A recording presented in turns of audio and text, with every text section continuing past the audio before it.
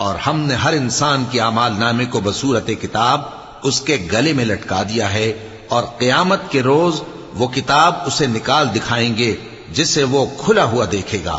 کہا جائے گا کہ اپنی کتاب پڑھ لے، تو آج اپنا آپ ہی حساب کرنے والا کافی ہے۔ جو شخص ہدایت اختیار کرتا ہے تو اپنے لیے اختیار کرتا ہے، اور جو گمراہ ہوتا ہے تو گمراہی کا ضرر بھی اسی کو ہوگا۔